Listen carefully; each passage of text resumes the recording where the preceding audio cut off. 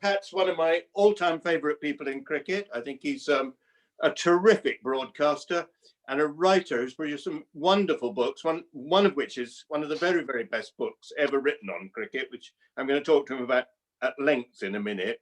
As a broadcaster, football and cricket, he's absolutely terrific. And if I could just tell one short story to illustrate just how good I think he is. I, as I often do, was listening to the football on the last Saturday before Christmas when Pat was covering a game at, I think, Villa Park. And they went over to Pat Murphy for an end of game summary from Villa Park. He did his beautiful minute on what had happened in the game, and they went back to the studio. And about a minute later, the news came in that Martin Peters had died. And within a couple of minutes, they'd gone back to Pat to say something about Martin Peters.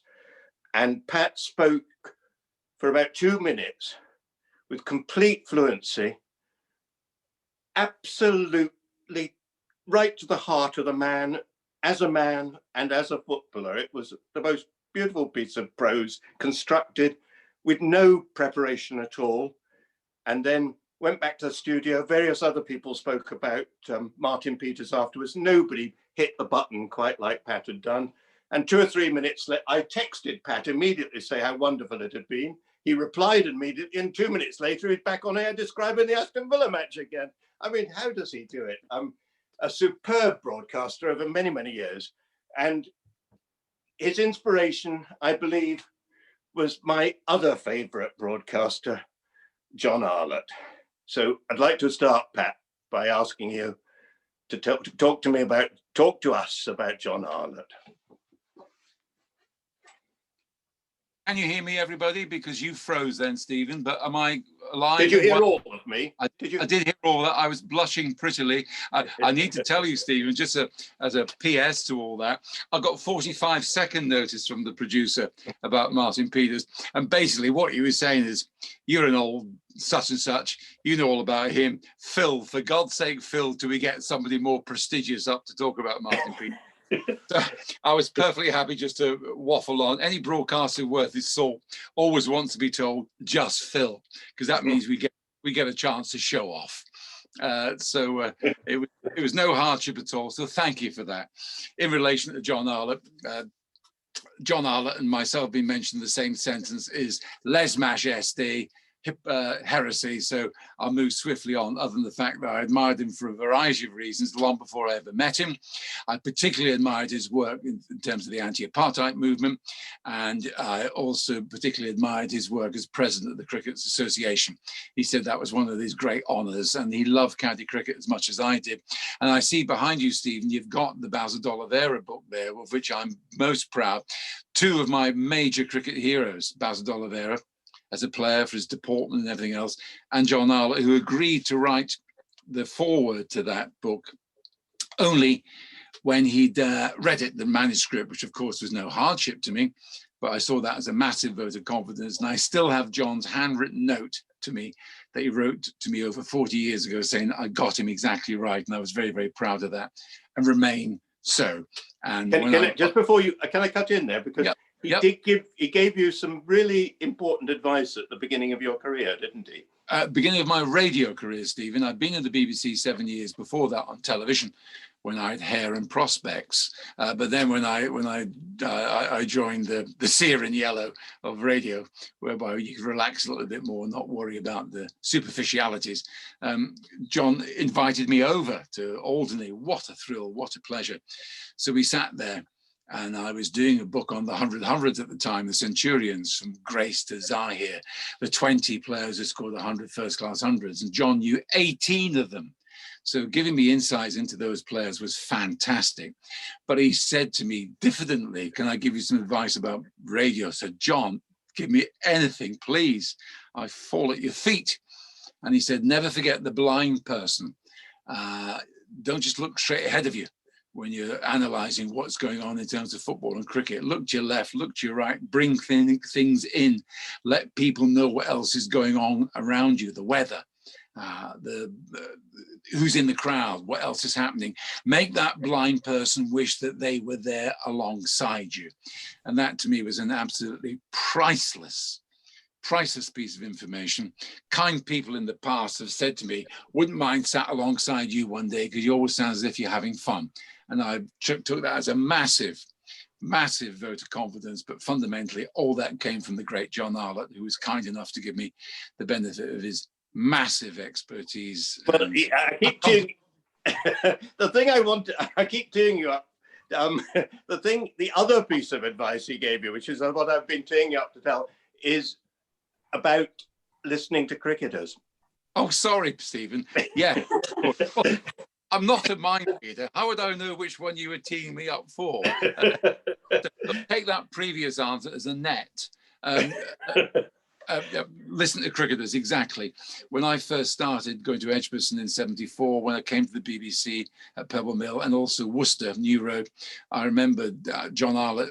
I knew how much he spent in the company of people like Leo Harrison and Derek Shackleton in Hampshire in the late 40s. And I knew that all that imbued his affection for county cricket, but also his understanding of the game.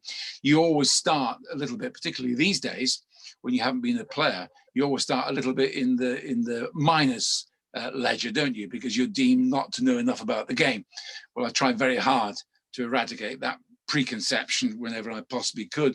And so many people were so kind to me, following on John Arlott's precept. People like Norman Gifford at Worcester, Basil D'Oliveira at Worcester, David Brown, Bob Willis, Neil Aberley, Dennis Amos at Warwickshire, and they were very, very kind to me. They became friends as well and welcomed me, stood in the bar listening to them talking about the game. Soon they trusted me, which is fantastic for me. It meant an enormous amount.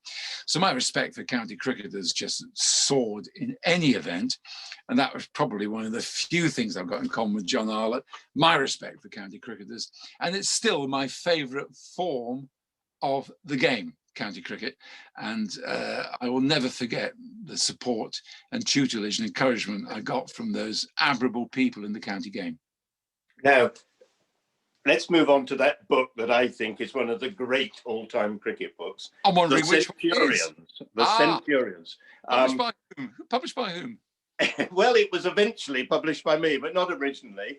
But you started out with the idea to write a book about the 20 people who scored 100 hundreds. It was really issued with a 21st, Dennis Amos. And then many years later, when it had gone to 25, Viv Richards, Graham Gooch, Graham Hick, and finally Mark Ramprakash, you came to me and said you'd like to do a new edition. And here we are, From Grace to Ramprakash. And I think it's just a fabulous book because it spans the whole of cricket history. You treat them all on a continuum.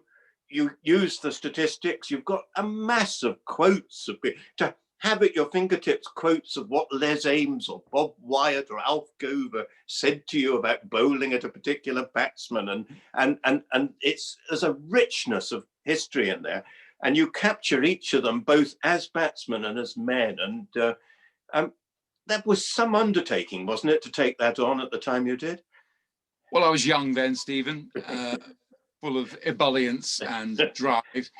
And thank you for your kind comments. And thank you for having enough faith in me to republish the book. And I'm so glad that I paid you actually to have it published as well. So I'm glad that you got some joy from it.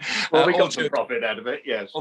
All joking aside, what I firmly believe, you can't have enough anecdotes, you can't have enough nostalgia, but you have to have people who were there at the time to buttress your own observations. So it was important to me to have Alf Gover tell me about bowling at Jack Hobbs in the nets.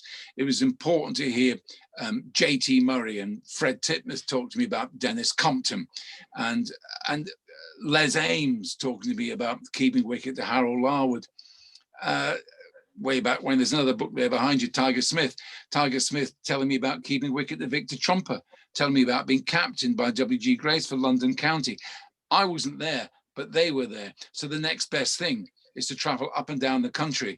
Percy Fender welcoming me to his house in Horsham to tell me about Jack Hobbs and Andy Sandham. I'll never forget this, Stephen. He was been a man in the wine trade for decades, Percy Fender. So he sat there sipping at his Amontillado sherry eating his peanuts, telling me all about Sandham, Hobbes, and all the rest of it. Never offered me a glass at any stage I was there.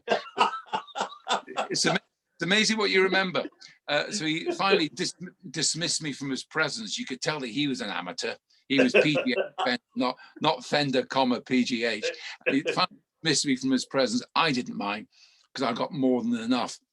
I loved Len Hutton telling me in the press box on one occasion, he was working for the Observer, saying about Wally Hammond. He said, when I saw Hammond bat, I felt sorry for the ball. Johnny Wardle perched on the roller at Doncaster Cricket Club where he was groundsman, telling me his various animuses, if there's such a word, against the modern game, but also being generous about Len Hutton and such like. You have to, if you're a certain age, and I was in my early 30s then, subsequently when the Ramprakash update came through, obviously talked to lots of people then, John Embry bowling at Viv, fingers crossed, Gat talking about the young Ramprakash, Graham Gooch, a lovely story. Graham Gooch's first bat was bought by his dad, Alf, in Jack Hobbs's shop in Fleet Street. So there you have one of the torches, the man who got 197 first-class hundreds, his shop. A man who got 100-odd first-class hundreds, Graham Gooch, getting his first bat there. I loved all that chain of circumstance that went on. If you don't have a sense of curiosity about your subject, there's no point in doing a book on anything.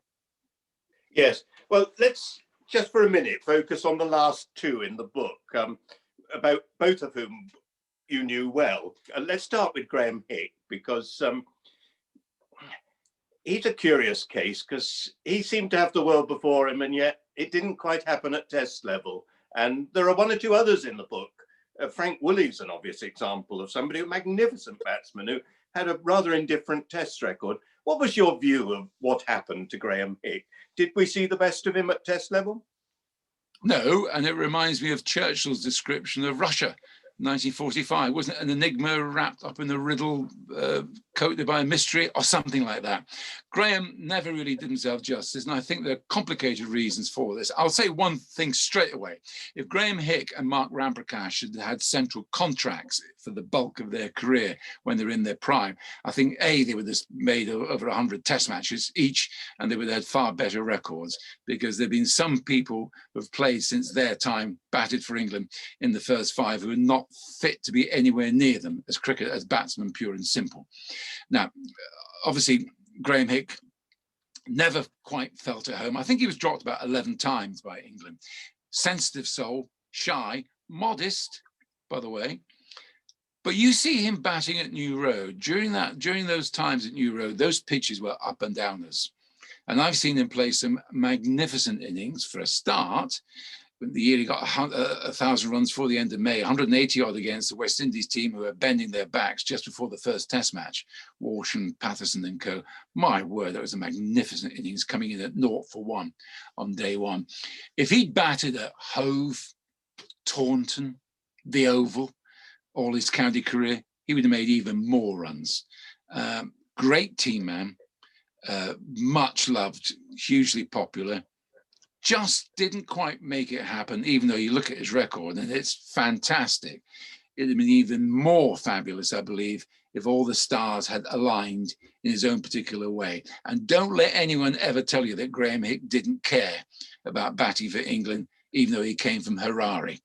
When he was dropped, Edgbaston Test match 95 against the West Indies, had it out with Ray Illingworth, who was the guru of cricket at the time, left the ground to go home in tears. So frustrated, meant such a lot to him. I thought he was a superb player and a very, very nice man. Just one of those things that there'll always be a bit of an asterisk against Graham Hick. Other players, when they retired, the likes of Gooch, if you like, Viv Richards, specific ones, Dennis Compton as well, if you like. You knew that when they retired, that was it. They'd given all of themselves, couldn't do any more. Ian Bell's a classic example now, just nothing left in the tank. And Graham carried on playing with distinction and integrity for Worcestershire long after he finished at Worcestershire. I just felt there was just a little bit more there, and it's not really his fault, in my opinion. But I will always feel very fondly of Graham Hick on the personal level, and also great respect for what he did for Worcestershire, particularly on those, dare we say it, sporting new road pitches. And Mark Ramprakash is a very different personality, isn't he? And the devils that stopped him reaching the top were quite different ones, weren't they? Beautiful player. Most technically accomplished England batsman in the county game, in my opinion, for a long time. And I have the word of England bowlers about that as well. There are days when you just couldn't bowl at him. Perfect positioning, all the shots you could think of. Perhaps it came too easy for him early on. Perhaps Mark complicated things subsequently. But again, somebody who desperately tried hard to make it happen. Only 200s for England, ridiculous. I saw his first 100 at Barbados, magnificent innings in 1998 against a fine West Indies attack. And then his 100 at the Oval in 2001 against a brilliant Australian bowling attack. That told you all you need to know about Mark Ramprakash. And there he was, 11 years later, still struggling to hold down a place in New Zealand in 2002, still young, still not being able to get it all together. One of my abiding memories of Mark Ramprakash, when television bought the game, as it were, 2000 onwards, when Sky felt they could get into all sorts of nooks and crannies, and there's a cameraman following Ramprakash off the field at Trent Bridge when he had to open the innings, by the way, and failed. And the cameraman was trying to get up his right nostril, more or less. Ramprakash put his hand out to move the camera out of the way. He was quite right, in my opinion. There he was. He was the centre of all the attention when he'd failed again, and he hated that. He cared too much. There's no question about that. But his record into his 40s, all those runs he scored for Surrey, and before that for Middlesex, he was a fine, very, very fine player. And I think both Hick and Ramprakash could have been great players. And I'm not sure they necessarily should be upbraided too much for themselves that didn't happen. I think there are a lot of other elements that just conspired against them. But Ramprakash, oh, what a silky, smooth, elegant cricketer he was. Well, I thought Ramprakash could have been like Tom Graveney. He could have had a last coming when he was at his best. But he ran at that time into an England coach, Duncan Fletcher, who effectively disregarded performance in county cricket, didn't he? Yes, but to be fair to Duncan Fletcher, and that's not a sentence I've often heard to say, because I was not necessarily his biggest fan. He got Trescothick and Vaughan right in terms of seeing them in county cricket, despite modest playing records at that time. He thought they'd make that leap. And also, Fletcher had gone in 2007 after the World Cup debacle in the Caribbean, and Ramprakash was close to being back in 2009, if you remember right, against the Australians, the last Test match at the Oval, and they picked one Jonathan Trott instead. And Jonathan Trott got 100 in his first Test match, and England won the game and regained. So, to be fair to the English selectors, they got that call right about Trott v Ramprakash. But I'm with you. I think it was a sin and a shame that Ramprakash never played for England again after 2002.